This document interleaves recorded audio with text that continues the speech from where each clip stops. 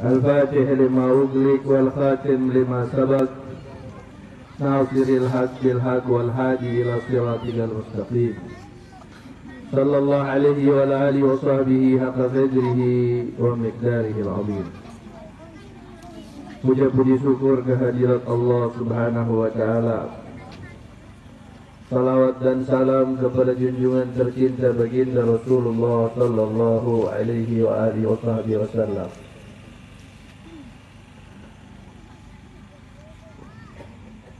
Kita mengalami gempa tanggal 28. Sebelumnya, seminggu sebelumnya pada hari Sabtu pagi dan malam kita juga mendapatkan gempa sebelumnya.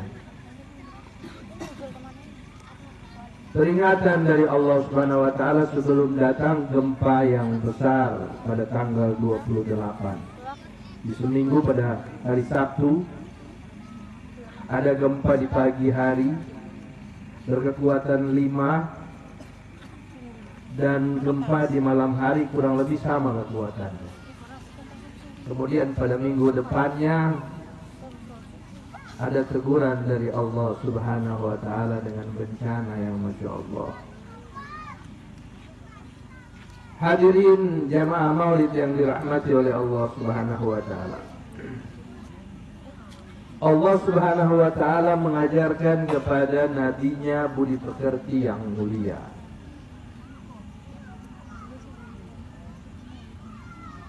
Pelajaran tersebut diajarkan oleh baginda Rasulullah SAW kepada para sahabat-sahabatnya. Ketika manusia jauh dari Allah, Allah ingin manusia kembali kepadanya.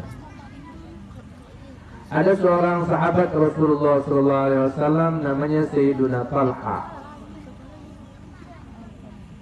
Beliau terkenal dengan julukan Ajwadul Quraisy, Ajwadun nas di zamani, orang yang dermawan, orang yang mempunyai budi pekerti yang luar biasa.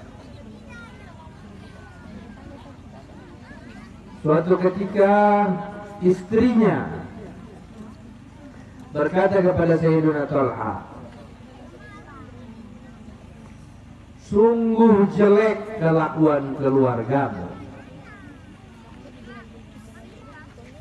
Istrinya berkata kepada Sayyidina Talha, sungguh jelek kelakuan keluargamu. Mereka hanya datang kepadamu pada saat engkau punya uang. Tetapi pada saat engkau tidak ada uang,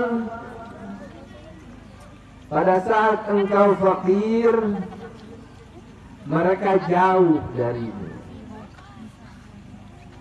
Maka ejekan, inilah pendidikan daripada baginda Rasulullah SAW. Mari kita lihat ejekan atau kalimat yang tidak baik tersebut malah dijawab dengan kalimat yang baik oleh Sayyiduna Talha. Dia berkata kepada istrinya, wahai istriku, itu adalah kebaikan dari budi pekerti mereka. Kenapa? Karena mereka datang kepadaku pada saat saya punya uang, supaya saya bisa memuliakan mereka. Masya Allah. Jadi kalimat tadi, mari kita perhatikan kalimat yang sebelumnya yang dikatakan bahwa sungguh buruk kelakuan keluargamu. Mereka hanya datang pada saat engkau ada uang, dan pada saat engkau tidak ada uang, mereka jauh darimu. Kemudian dibalik oleh Sayyiduna Talha, mereka justru mempunyai budi pekerti yang baik. Pada saat aku ada uang, mereka datang supaya aku bisa memuliakan mereka. Pada saat aku tidak ada uang, mereka tidak datang karena mereka takut aku tidak bisa memuliakan mereka. Masya Allah. Ini adalah didikan daripada baginda Rasulullah Sallallahu Alaihi Wasallam kepada para sahabatnya. Ketika kita susah, ketika kita kena gempa, Dan dia kira musibah. Maka kita lihat siapa yang menolong kita. Kita nanti tulis di dalam benak kita orang-orang yang berjasa kepada kita itu. Tetapi jangan lupa juga kita ikut budi pekertinya Sayyiduna Talha. Kita jangan lupakan orang-orang yang lupa kepada kita. Kita balas suatu saat nanti pada saat kita sudah punya kekuatan untuk membalas atau berbuat kebaikan kepada orang-orang yang tidak berbuat baik kepada kita. Inilah pendidikan Rasulullah Sallallahu Alaihi Wasallam yang dikatakan oleh Al-Habib Umar bin Muhammad bin Salim bin Habib bin Syekh Abu Bakar bin Salim tadi dalam maulidnya. Umiknya pada saat melahirkan tidak mengeluhkan apa yang dikeluhkan oleh niswan, oleh wanita-wanita pada saat hamil. Ada satu wanita agung di dalam Al-Quran yang ditulis salah satu surat dengan namanya Sayyidatuna Maryam. Tidak pernah tersentuh tangannya oleh tangan laki-laki, bukan muhrim. Tidak pernah. Tangannya ini tidak pernah tersentuh. Tidak pernah berbuat dosa. Tidak pernah makan riba. Tidak pernah minum yang haram. Tidak pernah makan yang haram. Selalu hidupnya beribadah. Bahkan diriwayatkan dari Al-Habib Abdul Qadir bin Ahmad As-Segaf bahwa pintu khalwatnya Sayyidatuna Maryam itu ada 80 pintu. Jadi ada pintu bertenda-tenda kayak mirip begini.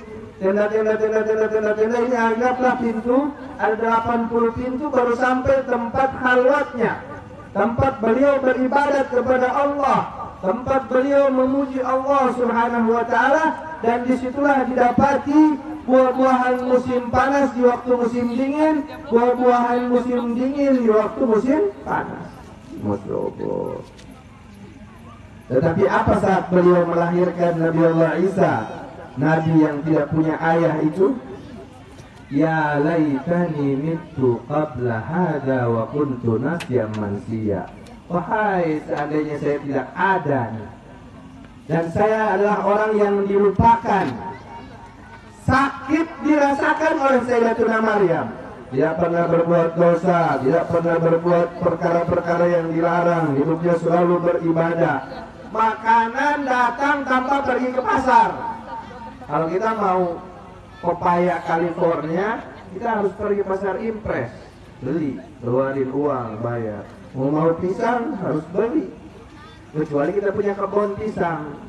Ini Sayyidatuna Maryam tidak ke pasar, tidak keluar uang, itu buah-buah ada di hadapannya. Masya Allah. Tetapi pada saat melahirkan masih merasakan sakit. Abi Umar bin Muhammad bin Salim bin Habib bin Syekh Abu Bakar bin Salim tadi mengatakan bahwa ibundanya Rasulullah SAW pada saat melahirkan tidak mengeluhkan apa yang dikeluhkan oleh perempuan-perempuan. Kemudian ibundanya bisa melihat seluruh permukaan alam semesta. Bahkan bukan cuma ibundanya Rasulullah, orang yang hadir di situ melihat cahaya keluar daripada Sayyidatuna Aminah, ibunda Rasulullah SAW, dan melihat bintang-bintang seakan jatuh. Masya Allah. Bintang jatuh, bintang dari jauh aja sudah bercahaya. Bagaimana itu bintang kalau ada di dalam rumahnya Rasulullah Sallallahu Alaihi Wasallam? Mereka mengatakan tidak mereka lihat kecuali cahaya. Allahumma sholli ala sayyidina Muhammad. Inilah Nabi kita tercinta yang kita bacakan maulid pada malam ini, yang mendidik Sayyidina Talha tadi untuk melakukan ucapan-ucapan yang baik, untuk berbuat budi pekerti yang baik. Islam tidak mengajarkan caci maki. Islam tidak mengajarkan cela-mencela. Islam mengajarkan membalas perbuatan yang tidak baik dengan yang baik. Kita tidak dianjurkan untuk berbuat kejahatan.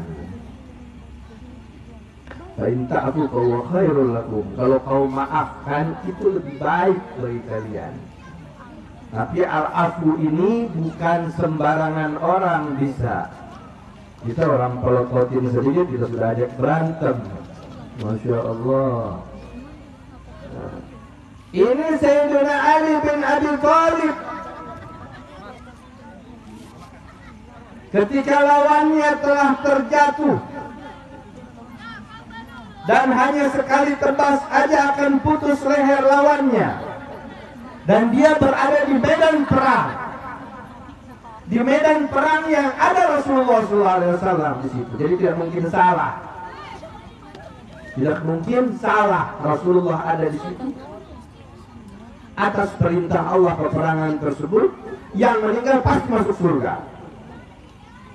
Tetapi ketika orang tersebut, musuhnya itu meludah ke wajahnya, dia meletakkan pedangnya. Masya Allah. Dia meletakkan pedangnya. Siapa yang meletakkan pedangnya? Pedang Allah, menantu Rasulullah, pintu kota ilmu, Sayyidina Ali bin Abi Thalib. Dia mengatakan, pertama sebelum dia meludah, saya mau memenggalnya karena Allah. Ketika dia meludah, berubah hati saya mau memenggalnya karena marah saya, dia ludahi wajah saya. Masya Allah. Jadi perbuatan ini adalah didikan dari Rasulullah SAW. Siapa yang dididik ini adalah sahabatnya. Siapa sahabat itu? Orang yang melihat Rasulullah dengan pandangan matanya langsung. Pada masa Rasulullah ada, dengan matanya langsung pada zaman Rasulullah hidup 1400 tahun yang lalu, dan meninggal dia dalam keadaan beriman kepada Allah dan Rasulullah. Ini pangkat sahabat nih. Jadi yang